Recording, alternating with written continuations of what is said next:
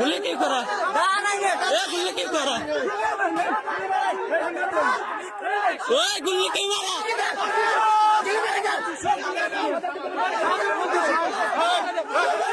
वो कट्टरपंथियों के नायक बनते जा रहे हैं, जिनके लिए हमारा बस एक ही मैसेज है कि ट्रूडो गए, अब यूनुस की बारी है। हाथ में लाठी डंडे और जुबान पर अल्लाहू अकबर के नारे, ये यूनुस की कट्टरपंथी फौज है।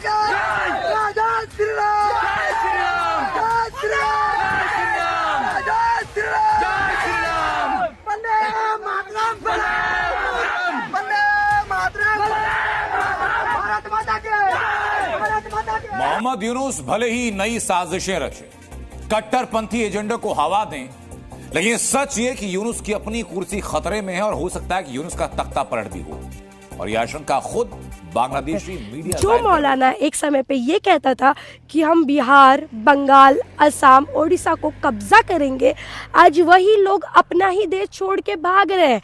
अरे मैं तो यही कह रही हूँ भारतवासियों से, भारत देश के प्रधानमंत्री नरेंद्र मोदी जी से, क्यों ही लफड़ा झगड़ा करना भाई, दे दो बिहार उठा के बांग्लादेश को। अगला छठ हम भारतीयों को बांग्लादेश में बनाने का मौका मिलेगा। हम तो 4 दिन में कलकत्ता पहुंच जाएंगे। ये भारतीय फौज को आंख दिखाने वाले कहां से आ गए, ये भी भूल गए कि 1971 में जिसने जाकर रेस्क्यू किया था, जिसने बचाया था, जिसने 93,000 पतलूने उतरवा दी थी पाकिस्तानी फौज की, आज। हेलो, जय हिंद दोस्तों, एसपी न्यूज़ 91 में आपका स्वागत है। दोस्तों जैसे कि आपने क्लिप के अंदर देख ही लिया होगा और आपको पता चल ही गया होगा क्लिप देख करके कि हाँ, अब जो है कुछ ना कुछ तख्ता पलट बड़ा होने वाला है। आपको पता ही है कि कनाडा के अंदर जो कनाडा का पीएम था जस्टिन ट्रूडो, उसने इस्तीफ़ा दे दिया है और वो बहुत ही हताश था। कहीं ना कहीं उसे अपनी गलतियों का खामियाजा उसे भुगतना पड़ रहा है और वो अब कहीं ना कहीं पछतावे में है कि उसने भारत के साथ ऐसा क्यों किया या भारत के साथ मुंह क्यों मारा, उस पर एलिगेशन क्यों लगाए। इसी तरीके से हालात होने वाले हैं यूनुस, जो कि आप जानते होंगे बांग्लादेश का पीएम है। जो अब यूनुस भी बांग्लादेश से फरार होने वाला है, क्योंकि अंदर ही अंदर गृह युद्ध छिड़ चुका है। आपने क्लिप के अंदर देख भी लिया होगा किस तरीके से बंगाली फौज को, बांग्लादेशी फौज को वहाँ के लोग पीट पीट कर भारत माता की जय कह करके वहाँ के नारे, उन्हीं के सामने नारे लगाए जा रहे हैं और उन्हें खदेड़ा जा रहा है। तो ये एक बहुत ही बड़ी डेवलपमेंट दिखाई दे रही है और अब यूनुस जो है कहीं ना कहीं अपना देश छोड़कर भागने की फिराक में है। अब इस पर मीडिया क्या चर्चा कर रही है, आइए दोस्तों वीडियो को स्टार्ट करते हैं। और गोभी की खेत भी बहुत सारी देखने को मिलेगी बांग्लादेश के अंदर। साथ ही साथ लिट्टी चोखा भारत में ही नहीं प्रसिद्ध है, बांग्लादेश में भी प्रसिद्ध हो जाएगा। क्या कहते हो? कमेंट सेक्शन में अपनी राय जरूर बताना। जैसे आप सभी को पता है कि बांग्लादेश के अंदर हिंदुओं पर अत्याचार बढ़ते ही जा रहा है, दिन प्रतिदिन कम होने का नाम ले ही नहीं रहा है। इसी दौरान हमने ट्वीट्स देखा डोनाल्ड ट्रंप का। अभी हाल ही में डोनाल्ड ट्रंप वहाँ के प्रेसिडेंट बने और 20 जनवरी को वहाँ पर वो शपथ ग्रहण करने वाले। और डोनाल्ड ट्रंप प्रेसिडेंट बनने से पहले ही बांग्लादेश को काफ़ी ज़्यादा क्रिटिसाइज करते हुए नजर आए कि वो बहुत ही ज़्यादा हिंदुओं पर अत्याचार कर रहे हैं, माइनॉरिटीज़ पे अत्याचार कर रहे हैं, ये चीज़ें बंद होनी चाहिए। अब ऐसा लग रहा है कि 20 जनवरी के बाद डोनाल्ड ट्रंप बहुत ही बड़ा फैसला लेने वाले हैं बांग्लादेश के विरोध में। लिटरली यहाँ पर मोहम्मद यूनुस जो वहाँ के प्रधानमंत्री है, जो बिना इलेक्शन के वहाँ पर प्रधानमंत्री बन चुके हैं, जनता ने वहाँ पर उनको चूज नहीं किया, ना ही वहाँ पर इलेक्शन हुआ है। इसी कारण वहां पर बहुत ही बड़ा बदलाव देखने को हमें मिलने वाला है। मैंने तो पहले ही कहा था भारत से पंगा बिल्कुल मत लेना। जिस प्रकार से ये जिहादी मानसिकता वाले लोग हमारे भारत देश के तिरंगे का अपमान कर रहे थे, ढाका यूनिवर्सिटी में अपने कदमों के नीचे हमारे देश के तिरंगे का अपमान कर रहे थे, मैंने तो कह ही दिया था कि हम भारतीयों में इतनी पावर है कि दाल आटे के लिए लाइन में जरूर हम खड़ा कर देंगे, जैसे पड़ोसी मुल्क पाकिस्तान को हमने खड़ा किया था। आज ये नौबत आ गई है कि बांग्लादेश खुद यहाँ पर भीख मांग रहा है, लिटरली कटोरा ले लिया है। हम भारतीयों का इतना बड़ा दिल है कि 50,000 टन या लाख कह सकते, थोड़ा सा नंबर में मुझे याद नहीं आ रहा, लेकिन हमने इतना सारा चावल इनको दिया है। इनके देश में चावल की कमी आ पड़ी है दोस्तों, और ये कहते हैं कि बंगाल, बिहार, असम को अपने कब्जे में लेंगे। इनके पास चावल तक नहीं है खाने के लिए। जैसे पाकिस्तान को हमने लाइन लगवा दिया आटे के लिए, उसी तरीके से ये चावल के लिए लाइन लगा रहे। मैंने ये आज से 2-3 हफ्ते पहले वीडियो में अपने ये बात कही थी और ये सत्य प्रूफ हुई है। दोस्तों मैं कर्मा में बहुत ही ज्यादा बिलीव रखती हूँ। पता है क्यों? देखो इस्लाम के अंदर कर्मा का कोई लेन देन नहीं है, लेकिन मैं बहुत ज्यादा बिलीव रखती हूँ कर्मा के अंदर। देखिए जिस तरीके से शेख हसीना को अपना देश छोड़कर पलायन होना पड़ा जस्ट बिकॉज ऑफ ये कट्टरवादी विचारधारा वाले लोगों के वजह से, उसी तरीके से आज मोहम्मद यूनुस जो अपने कब्जे में पूरे बांग्लादेश को लिए थे, आज उनका भी दिन ऐसा आ रहा है, आने वाला है कि फ्यूचर में वो अपने बांग्लादेश को छोड़कर किसी अन्य देश में पलायन करेंगे, ये बहाना देते हुए कि मैं बूढ़ा हो चुका हूँ, मेरा स्वास्थ्य अच्छा नहीं है, मुझे इलाज के लिए जाना है। तो ये इसे ही तो कहते हैं कर्मा हुआ है। जैसे शेख हसीना को अपना ही देश शासन छोड़ के जाना पड़ा अपने जान को बचाने के लिए, उसी तरीके से बांग्लादेश में जो अभी करंट प्रधानमंत्री बने हुए हैं, जबरदस्ती के प्रधानमंत्री, उनको देश छोड़ के भागना पड़ेगा जस्ट बिकॉज ऑफ अमेरिका के वजह से। अमेरिका में डोनाल्ड ट्रंप बैठे हुए इनके पप्पा अब इनको बताएंगे कि कैसे देश को चलाया जाता है।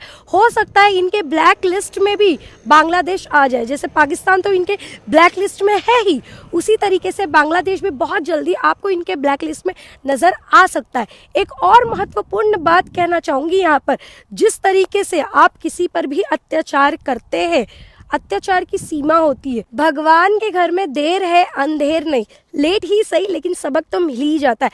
जितना इन लोगों ने महिलाओं के साथ चीरहरण किया, उनके साथ ज्यादती की, उनके इज्जत को लूटा, उनके घरों को लूटा, उनके दुकानों को लूटा, उनके पुरुषों को मारा गया, उनके पुरुषों को मतलब 20 बाजार में चीरहरण उनका भी किया गया, वस्त्रहीन किया गया। भगवान सब देख रहा है और इसका फल इनको यही मिलेगा, इसी धरती पे मिलेगा। यही भगवत गीता में कहा गया है, जितना आप गलत काम करोगे वो सारा चीज जो बोलते हैं पाप, उसका जो हिसाब किताब है आपको इसी धरती पर देना पड़ेगा। अब बात कर लेते हैं बड़े भाई का कुर्ता छोटे भाई का पैजामा पहनने वाले पाकिस्तान के बारे में, जिनके फ्लैग पे केवल 1 स्टार है। जैसे कि हम भारतीयों ने इनको रेटिंग दिया होगा। आप रेस्टोरेंट में जाते हो खाना खाने के लिए या कहीं से भी कुछ सामान परचेज करते हो, आपको अच्छा नहीं लगता तो आप 1 स्टार दे देते हो। उसी तरीके से पाकिस्तान हमें अच्छा नहीं लगता तो हम भारतीयों ने 1 स्टार दे दिया उनको रेटिंग के नाम पे, इसके लिए इनके फ्लैग पे 1 स्टार है। ठीक है दोस्तों, ये भूले भटके बोलते हैं ना, आ चुके हैं बांग्लादेश के शरण में। बांग्लादेश को अभी अपना ये भाई मान रहे। क्यों मान रहे? 1971 में तो इनके पिछवाड़े में, इनके लुंगी में तो ये लोग बम्बू डाल रहे थे, लेकिन अब इनको भाईचारा याद आ रहा है। क्यों? क्योंकि बांग्लादेश अभी एकदम से रेडिकल हो चुका है, वहाँ के हिंदुओं पर अत्याचार कर रहा है, भारत के लिए वो अपशब्द का इस्तेमाल कर रहा है, भारत के तिरंगे का अपमान कर रहा है। तो जो भारत के खिलाफ होगा, जो हिंदुओं के खिलाफ होगा, पाकिस्तान उनको तो अपना बाप बना लेता है। उसी तरीके से आज इन लोगों को भाई भाई का याद आ रहा है। आज वहाँ के जो प्रधानमंत्री है पाकिस्तान के, बांग्लादेश के प्रधानमंत्री से मिलते हैं और भाईचारा याद दिलाते हैं कि अरे आप तो हमारे बिछड़े हुए भाई है। नहीं भाई, कुंभ के मेले में घूमे हुए भाई नहीं हो तुम, बिछड़े हुए। तुमने इनको मारा है, तुमने ज्यादती किया है। पाकिस्तान ने ज्यादती किया था बांग्लादेश के ऊपर, तो भारतीयों ने हमने सपोर्ट किया था, तब जाके आज बांग्लादेश का अस्तित्व जिंदा है और आज मैप पे आपको और हमें देखने को मिल रहा है। और इसका फल हमें क्या मिल रहा है? ये मिल रहा है, बांग्लादेश जो हमारे चीन। दुख लगता है कि हिंदुस्तान में भी एक व्यक्ति है जो इस षड्यंत्र का हिस्सा है। आप लोग सब जानते हो इशारों इशारों में मैं किसके बारे में बात कर रहा हूं। तो ये तो बता दुर्भाग्य है।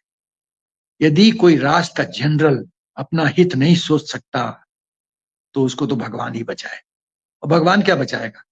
भगवान उसी को बचाता है जो सेंसिबल लोग होते हैं। अब कुल्हाड़ी पे बैठ के अपना पाँव अटैक करोगे तो कुल्हाड़ी से तो खून निकलेगा ना, फिर तो चोट लगेगी, घाव होगा। हद होता है। अच्छा खासा क्लोथिंग इंडस्ट्री चल रहा था, कपड़े का धंधा चला, बहुत बढ़िया। हिंदुस्तान में जितने टी शर्ट वगैरह आप देखते नोएडा में मेड इन बांग्लादेश, खत्म, सब जीरो। अरे वो औरतों बेचारियों, अच्छा फिर ये लोग कैसे बेवकूफ लोग हैं, बोलते औरतें नौकरी नहीं करेंगे फैक्ट्री में। अरे यार, कैसे कैसे लोग हो, बुद्धिविहीन, बेवकूफ, जाहिल। मैं तो यही उपाधि इन लोग को दूंगा। जो अपना भला नहीं सोच सकते वो बुद्धिविहीन होते हैं। अरे हिंदुस्तान से तुम टकरा रहे हो, हिंदुस्तान आज सुपर पावर है। अमेरिका को भी हिंदुस्तान की दोस्ती की जरूरत है। जब अमेरिका को हिंदुस्तान की दोस्ती की जरूरत है, तुमको हमारी दोस्ती की जरूरत नहीं है? नहीं है तो जाओ, जाओ गड्ढे में फंसो, बर्बाद हो, हमें क्या? तुम्हें हमारी जरूरत है, हमें तुम्हारी जरूरत नहीं है। हम मिलिटरीली इतना स्ट्रांग है, पॉलिटिकली इतना स्ट्रांग है, फॉरेन पॉलिसी हमारा इतना स्ट्रांग है, हमारे फॉरेन मिनिस्टर इतने स्ट्रांग हैं, इतने काबिल हैं, सक्षम हैं कि हम शतरंज के चाल में तुमको हमेशा शह और मात दे सकते हैं और देते रहेंगे। और खेल शुरू हो गया है, तुमको भी पता, तुम घुटने पे आ गए हो। अब 20 जनवरी के बाद देखते हैं खेल क्या होता है।